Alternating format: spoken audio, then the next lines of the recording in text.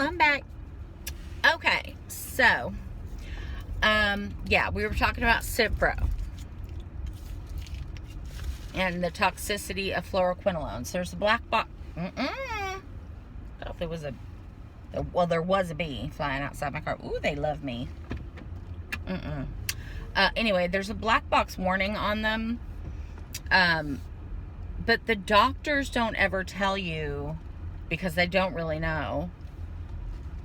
Nor do the pharmacists tell you, like, and the thing is that I understand that it is inconceivable as a layperson to not understand what it means when the black box label or the doctor says this medication could cause fluoroquinolone toxicity in your body and create nerve and muscle issues.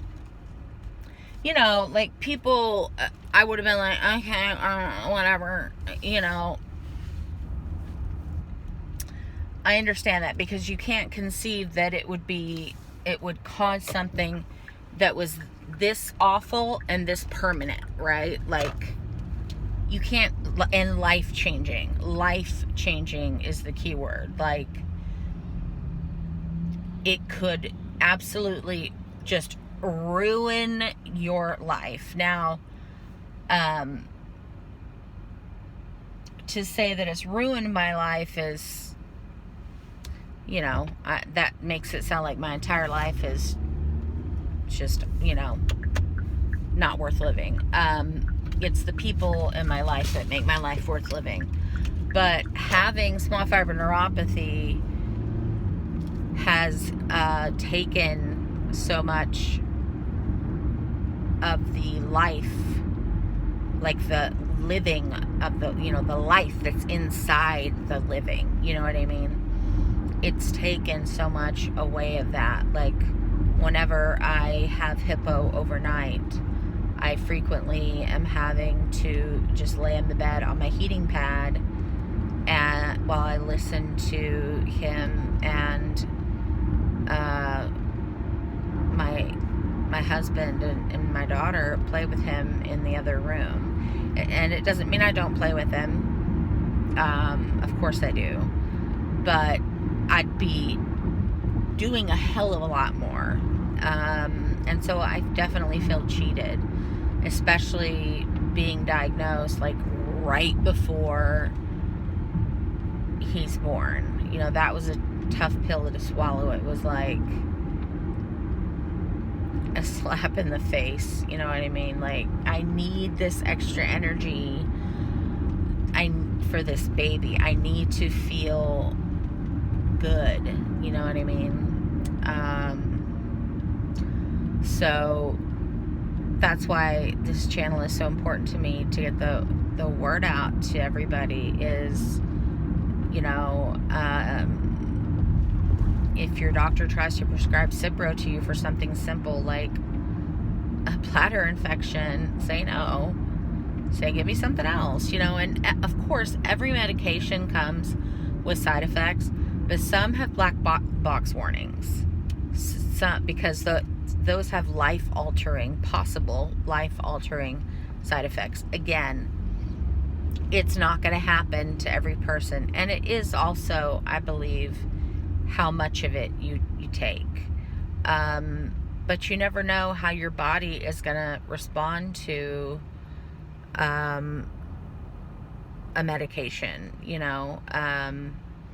For instance, I recently started trying baclofen, which is a different kind of muscle relaxer, because I have been using cursoprodol for years, which, I mean, I don't know honestly if it works because I'm in pain all the time.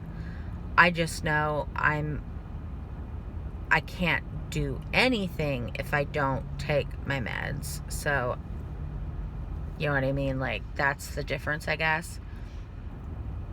But I wanted to try something different, give my body a break from the cursoprodol. I think the brand name is Soma. And try baclofen. I had tried it in the past, a few years ago, but it made me feel like I had a bladder infection. So I was like, well, that's not good. Well, this time, briefly after I started taking it, I was having a lot of episodes of what felt like costochondritis, which is what the MS people call MS hug. It's where your rib cage, all the muscles in your rib cage and your diaphragm are tightening and contracting. And like it made all of my insides hurt from the left side all the way around my rib cage, which is like my bra line, and then all the way down my left flank, front and back. So that was not fun, and it was happening for a few days, and I was bedridden because of it. And so I was like, okay, well, what's the newest thing I've added food wise? And nothing has changed food wise. So I was like, well, I added the baclofen, so I decided to stop taking it, and it went away, the pain in my side. So I've decided I am not going to be taking the baclofen. I don't want to risk it. Where the hell? Oh, I don't even know where my own house is. Okay. Anyway, I was gonna go to Starbucks, but I don't. Obviously, that's to me, that's like a dessert. So I was gonna try to get something that was like keto friendly, but surprisingly enough, they don't have a keto friendly Starbucks drink, which I feel like if they were smart, they would. Which could just be that cold nitro brew with like sweet and low, I guess, or something. But I'm tired, and honestly, I don't feel like going anywhere else. And I'm thinking I'm going to take a nap, and the caffeine would just like keep me up anyway. Plus I have a Keurig and some coffee filter, what are they, Keurig cups, I guess. I swear to God, I feel like I'm going to hit the car. I hate this so much. Oh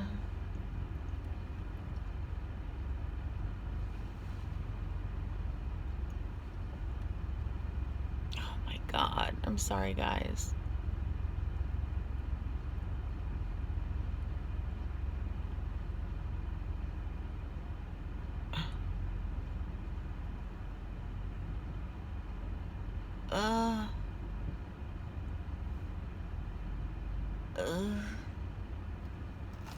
Okay.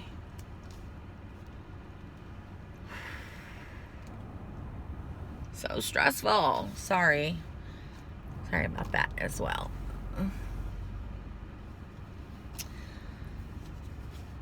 Hi there. Anyway, so but yeah, those are just a few of the causes. Obviously there's some unknown causes as well. But keep pushing your doctors, for answers. Also,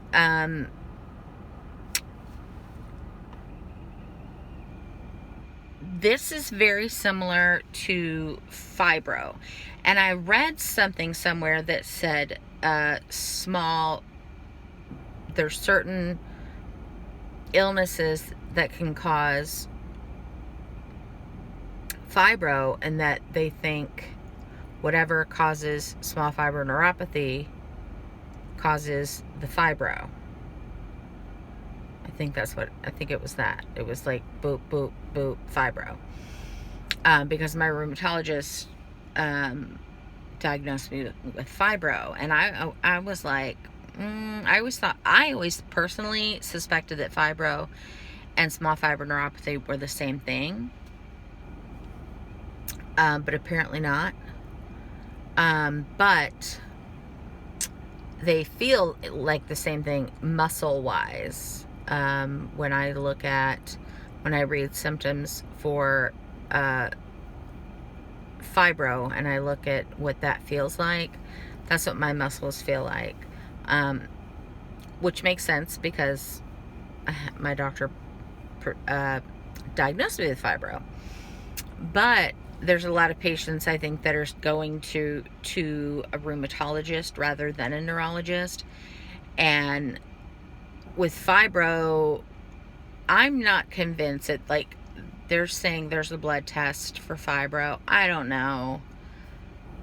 I think for me, it's still too new. You know what I mean? Like, and in these groups, because I'm in the fibro groups, I'm in the MS groups, I'm in the small fiber neuropathy groups, chronic illness groups, I'm in all the groups, so I can kind of see the heartbeat of what's going on in all these communities. And I see a lot of patients talking about how their doctors aren't, are listening to their symptoms, and they're like, yeah, you've got fibro or whatever, but they're like, but what if it's, small fiber neuropathy or whatnot? And so they want to get the test, but they're finding that because they've already been diagnosed with fibro, a lot of neurologists are like, nah, you don't need the test, you're fine. But with fibro, it's difficult because at some point, some of these patients may have to go on disability. And it's going to be very hard to do that without an actual lab report that says you have this. A lot of people don't even believe that fibro is an actual illness because they think it's just a made-up thing for people that are like, oh, I have a boo-boo, my muscle hurts, or whatever. But what people don't understand is, like, it's not just, oh, my calf hurts. Maybe you actually tore my calf once. That hurt like a son of a bitch. But it swelled up. Like, my calf was like 2 times its size. And I have substantial calves, okay? Always have. But with fibro and or small fiber neuropathy, like, it's like you feel every single muscle that you have because it's hurting. So think of all the muscles in your entire body, all of them hurting at the same time, or most of them hurting at the same time. Like for me, my legs from the hips all the way down to my ankles are just 100% the whole circumference hurting. It feels stiff, it feels crampy, it feels heavy, like walking through wet sand, which I've said before, and that's 24/7, which adds to the fatigue you already feel. And then that's 100% of the time my lower body. Then my upper body is probably about 70% of the time. My arm muscles will hurt. So my hands hurt quite a bit, which is why I've had to cut down on a lot of things, like things that keep my hands from moving, like where I'm playing a video game and I'm holding onto the video game and I'm just doing this. It makes the part of my hand that's not moving hurt. That's why typing, it's not bad because I'm constantly moving my fingers. My shoulders here always hurt, but more so if I try to use them right. It feels like frozen shoulder syndrome. And then, of course, occasionally I get the costochondritis. And the weird thing is that sometimes I'll have it every single day for an entire week, and then I won't have it for like months. And it's weird, and I'm trying to figure out what's triggering this, but I've never been able to spot it. And I've kept, health journals and all that stuff, but, with my brain, it's hard to remember to go grab that journal, or I have notes on my phone too. And inevitably, I'll forget what the name of my notes was, and so I'll just create a new note, and then there goes the purpose for the whole journal thing anyway, right? So, that's that. I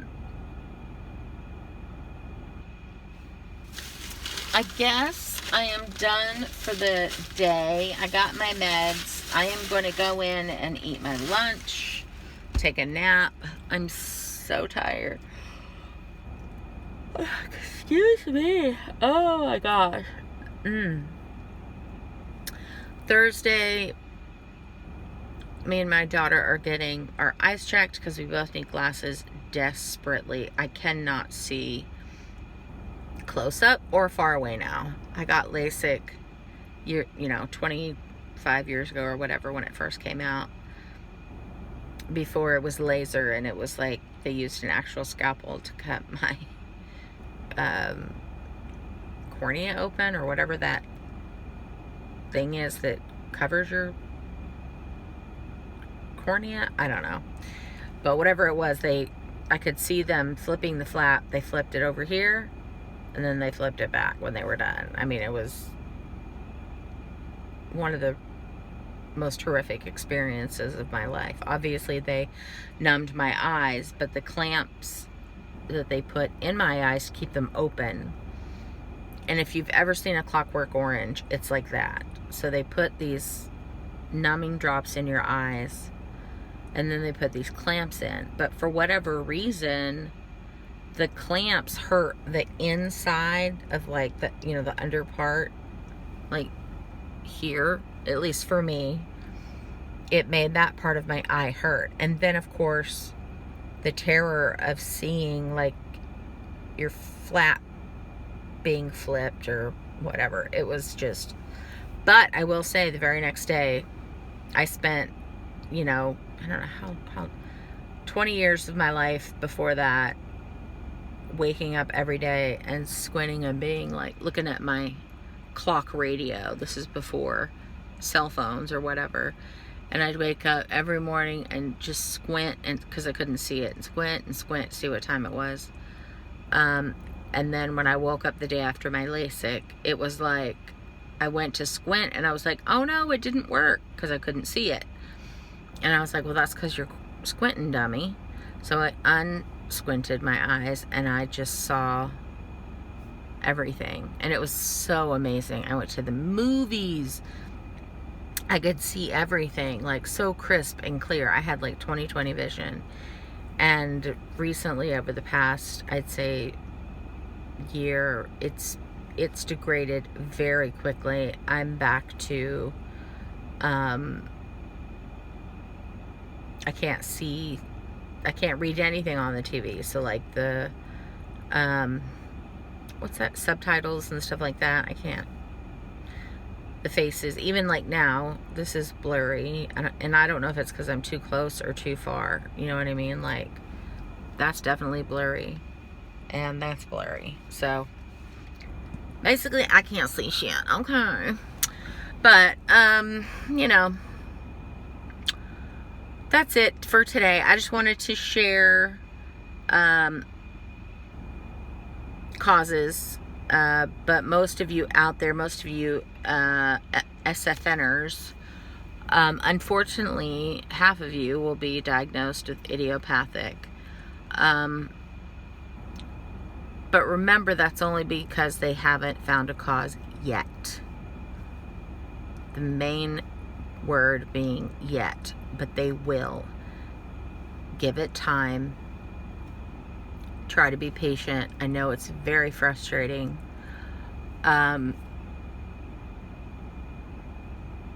But just take it one day at a time, basically. I think that's what helped me the most, was just accepting that, okay, This is my new reality. This is my new normal.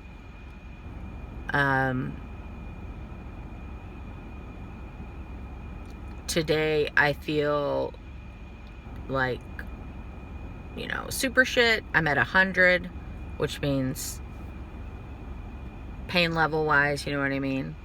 So I have to call in sick to work and just stay in bed and just allow my body to rest. And then there's other days where you get your baseline. But it takes a few years to learn your new body. You know what I mean? Like, everything's so new and new things are happening. And so you're always wondering, like, is this small fiber neuropathy, or did I tear something, or whatever. There's so many different things that it affects. But once you learn your body, I think that definitely helps, because then you can be like, okay, well, I need to soak in a hot bath with Epsom salts. That works for some people. That definitely helps me if I'm having like just the worst muscle pain day. I need to get into a hot bath stat with Epsom salts, and I'll be in there for an hour or two, and I'll drain it and just to try to loosen everything up. And it's through those groups that I learned all these different tools and things that I could use to help me, whether it was just take it one day at a time, or it's giving yourself permission to not, I was very much a push through it kind of person, where I would be like, well, I have to go to work, and I would just push through it. And that is what led to my misery and my mental state breaking down to where I was even toying with the idea of maybe I don't want to be on this earth anymore. You know what I mean? Like, I hate to get dark like that, but thoughts would enter my mind because I was not allowing my new body the care that it needed. I was not giving it the care or attention that my new body needed. And once I started doing that and just listening to my body and doing, and it sucks to be, it feels like I'm a prisoner to my body, because there's plenty of times where I'm like, no, I want to do this. And my body's like, well, we're not doing that today. And it's very hard. And I still cry. I still get mad. I still get upset, and that's fine. I think what you need to do is listen to your body, allow yourself to give your body as much rest as you can. I understand that there are people out there that don't have the luxury of having PTO time, right, which is pay time off. They don't get sick days, or they can't afford to take any sick days, or they've used all their sick days up. I've gotten to that point where I have literally used all my sick days up, and I just have to eat it. FMLA covers me so I don't get fired, which is the Family Leave Act, which I do want to talk about, but we'll do that in another video because it's very important. Something that we have here in the U.S.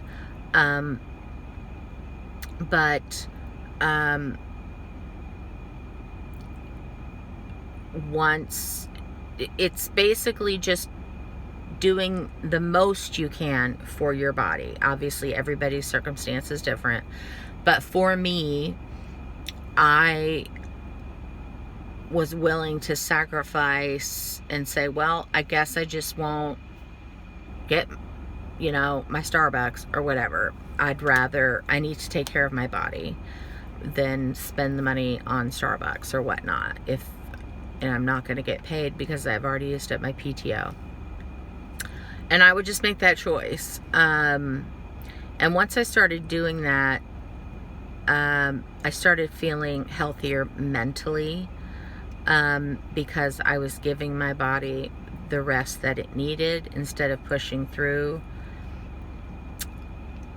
And that helped me mentally because I would be so miserable that I was like, I can't live like this for the rest of my life. I mean, I'm looking at the time I was diagnosed, I was like, I'm looking at another possible 40 years of life like this.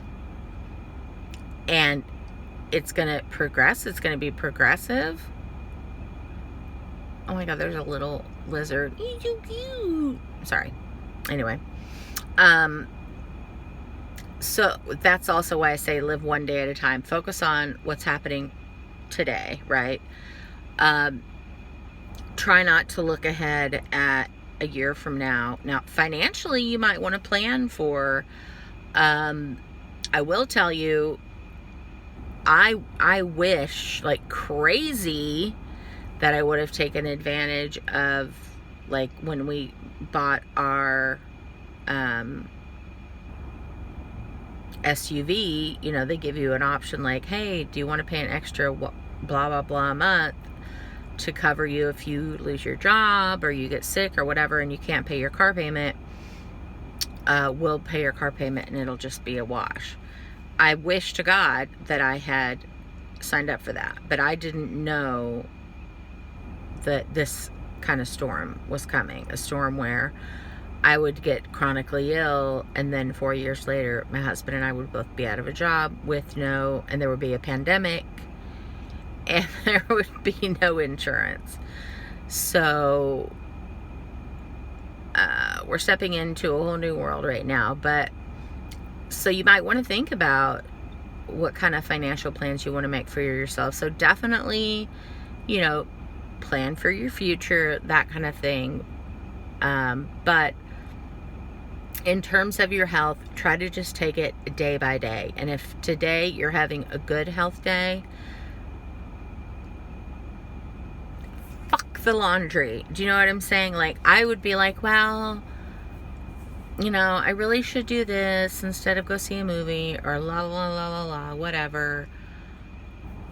Take the good day and run and do something for yourself. If you're having a good day where you feel good enough, and I'm saying a good day where you feel good enough to go sit at a restaurant and eat and have a date with your husband, or have a visit with your grandbabies or whatever. Don't take that good day and use it on doing laundry, and unless that's your passion. Do you know what I'm saying? Like, don't make the mistake I made where, well, then I'm not doing housework because I feel like shit, but today I feel not as shitty, so I'm gonna just do housework. Because if I didn't, I felt guilty. And I finally had to start getting to a point where I was like, you have got to do something to make your life worth living again, right? Because otherwise, what are you doing? Like, you're in pain all the time, and then when you're not as in much pain, you're doing housework. There's no life in that living. Do you see what I mean? So, that's all. Just try to take it day to day. Take it easy on yourself, mentally and physically. Try to stop that guilt. That's the one that gets to me. That's my heart. One of my hardest things is guilt. And if you're like me, try to put a stop to that, because no good comes from it at all. I think that is a feeling, guilt is a feeling where no good comes from it unless the thing is that the people that feel guilty about stuff are the people that don't, that aren't murderers and rapists and stuff like that, and then they go back and feel guilty later. Do you know what I mean? So guilt for people like me is a useless emotion, right? To feel guilty over not doing laundry, like, that's stupid. And never asking for help, never asking anybody for help, that creates resentment and bitterness. I got to the point where I just was a big ball of anger and bitterness, and it was awful, man. It was so bad. It almost broke me. It really did. And that's why therapy is so important. If you have the means, I think it's so important to see a therapist, to help guide you through. And there are some that specialize in chronic illness. I found one. And my husband and I, and because your caretaker needs to go with you. Do you see what I'm saying? Like, not every session, but to some sessions, my husband is my caretaker, and that can put such a burden on your marriage, and it did ours. And that was another thing, like, I was so naive about. I was like, how is that gonna affect our marriage? Like, I'm sure, that'll be fine. But it really does in so many ways. But that's another discussion, because that's a discussion where I want to talk about caretakers. So for today, we covered whatever the hell it was I was just talking about. Listening to your body and giving yourself a break. And then also causes a small fiber neuropathy. So we covered those. I'm going to go inside and eat the lunch that we picked up that I never ate. Get my meds sorted. Search for jobs on my job apps. Take a little nappy nap. And do it all again tomorrow, I guess. Anyway, thanks for listening. I hope whoever finds these videos finds them to be helpful and useful. And I hope you have a beautiful day.